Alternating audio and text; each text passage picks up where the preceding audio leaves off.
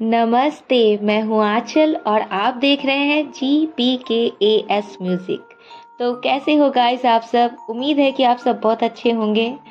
तो गाइस आज मैं आपको लेकर चल रही हूँ दिल्ली के अक्षरधाम टेम्पल को दिखाने के लिए, जो कि दिल्ली में है और जिसे हम लोग स्वामी नारायण मंदिर के नाम से भी जानते हैं। ये जो मंदिर है ये विश्व के विशालकाय मंदिरों में से एक है दोस्तों। गाइस आपको ये जानकर आश्चर्य होगा कि ये मंदिर 100 एकड़ भूमि में फैला हुआ है। तो सोचो ये मंदिर कितना खूबसूरत होगा। मतलब मैं तो बहुत ज़्यादा एक्साइटेड हूँ। अभी जाने से पहले ही वहाँ जो जा रही हूँ मैं सोचते हुए जा रही हूँ कि आखिरकार उस मंदिर के अंदर क्या क्या मुझे देखने को मिलेगा।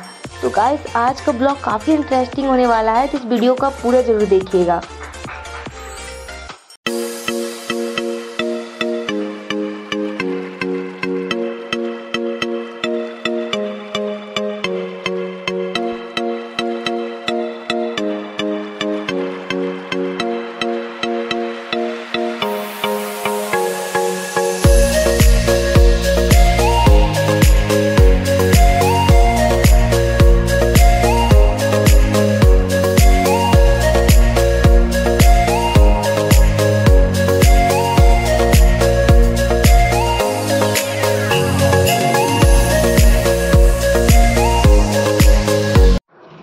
तो गाइस अब मैं अंदर आ चुकी हूँ मंदिर परिसर में और ये मैं आपको अंदर का नज़ारा दिखा रही हूँ। यहाँ कार पार्किंग का भी एरिया है फ्रेंड्स।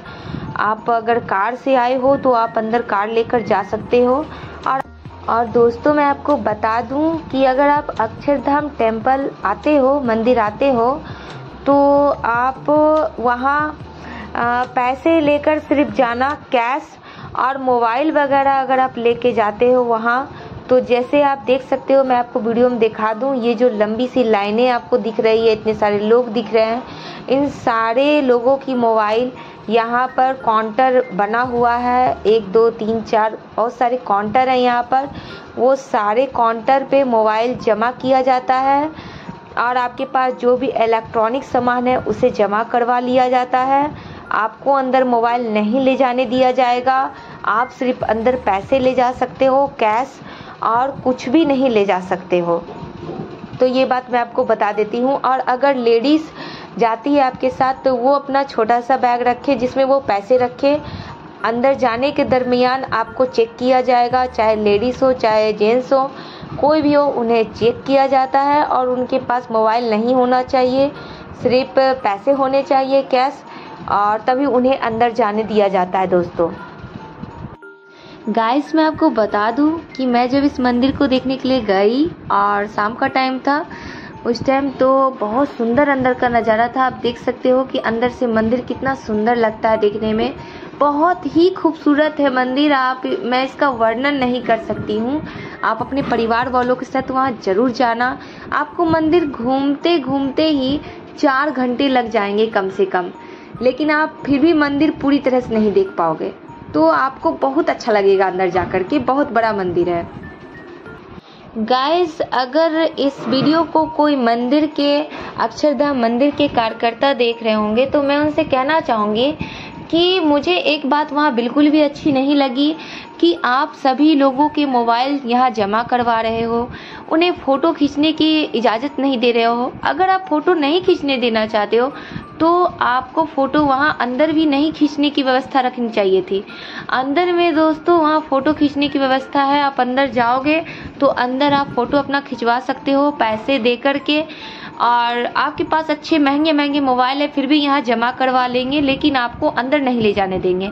आपको अलग से पैसा दे के अंदर फ़ोटो खिंचवाना होगा। बताइए, दोनों मोबाइल से भी फ़ोटो ही खींचा जाएगा और अंदर में भी फ़ोटो खींचने की व्यवस्था है, तो उससे अच्छा आप मोबाइल ले जाने नहीं दे रहे हो, तो ये तो गलत बात है। ऊपर से दोस्तों खाने की किसी भी चीज़ों को अंदर नहीं ले जाने दिया जा रहा है। आप अंदर में ही खरीद कर खाओ। अंदर में सब चीज़ व्यवस्था है। अंदर में ही आपको बुक स्टोर है, अंदर में आपको खाने की बड़ी बड़ी दुकान है। तो लेकिन आप बाहर से कुछ वैसा ले जा नहीं सकते हो खाने के लिए अंदर। और फ़ोटो भी नहीं खींच सकते हो। तो ये सब मुझे अच्छा नहीं लगा वहाँ का। वहाँ पर अंदर में आप वीडियो भी शूट नहीं कर सकते हो, मंदिर को दिखा भी नहीं सकते अपने वीडियो में। तो ये मुझे अच्छी बातें नहीं लगी, वहाँ की पसंद नहीं आई। क्योंकि मैं प्रेम मंदिर भी गई, लेकिन वो भी बहुत भव्य मंदिर है, लेकिन वहाँ मोबाइल ले जाना परमिशन था, ले जा सकते थे। बाहर का पूरा नज़ारा मैंने कैप्चर किया अपने कैमरे में, उसको सब लोगों में बताया कि वहाँ क्या अच्छा नहीं है, क्या अच्छा है, सब कुछ बातें बताई। उसी तरह यहाँ भी सबको छूट देना चाहिए कि आप ले जा सकते हो मोबाइल, लेकिन यहाँ पर तो पूरी तरह से सख्ती थी, मोबाइल रखवा लिया गया दोस्तों। तो ये सब मुझे अच्छी नहीं लगी बातें वहाँ की। बाकी मंदिर बहुत सुंदर है, आप अपने फैमिली के साथ जा सकते हो। तो गाइस हम लोग फाइनली अक्षरधाम टेम्पल के अंदर से आ चुके हैं, क्योंकि काफ़ी सख्ती थी और मोबाइल यहाँ पर हम लोग का रखवा लिया गया था। मोबाइल अंदर जाने का अलाउड नहीं है, मोबाइल लेकर के अंदर हम लोग नहीं जा सकते हैं। और अगर आपके पास कोई भी इलेक्ट्रॉनिक सामान है, मैं बता दूंगी, वो सब अंदर नहीं ले जाने के लिए है। और अभी मैं तुरंत निकली हूँ बाहर, और आप देख सकते हैं ये शाम का नज़ारा है, पूरा पीछे का मैं व्यू दिखा रही हूँ आपको। और अंदर में अभी भी बहुत सारे लोग हैं। 4 बजे शाम को आप अंदर जा सकते हो, एंट्री है। और उसके बाद बाहर निकलना है आपको, उसके बाद आप जब भी चाहो निकल सकते हो। उसके बाद 4 बजे शाम से अंदर जाने का अलाउड है यहाँ पर। काफ़ी सुंदर यहाँ का नज़ारा लगा मुझे अंदर का, और भी मैं कुछ आपको वीडियो में बताऊँगी।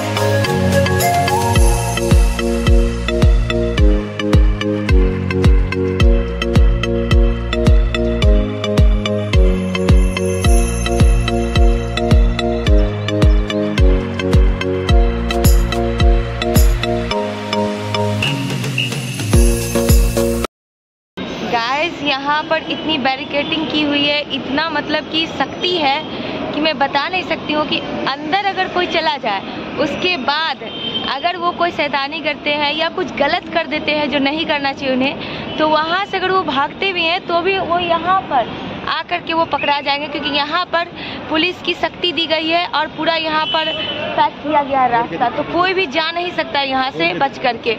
जैसा कि मैं आपको दिखा दूँ कि इस साइड से जो भी लोग अगर कोई भी प्रॉब्लम करके जाएंगे अंदर मंदिर में, किसी प्रकार की कुछ भी हानि पहुंचा करके लोगों को, चाहे किसी प्रकार का, तो वो इस साइड आकर के वो पकड़ा जाएंगे। कि इस साइड उतनी दूर से यहाँ तक पूरी बैरिकेडिंग की हुई है, पूरा रास्ता बंद किया गया है पूरी बढ़िया तरीका से।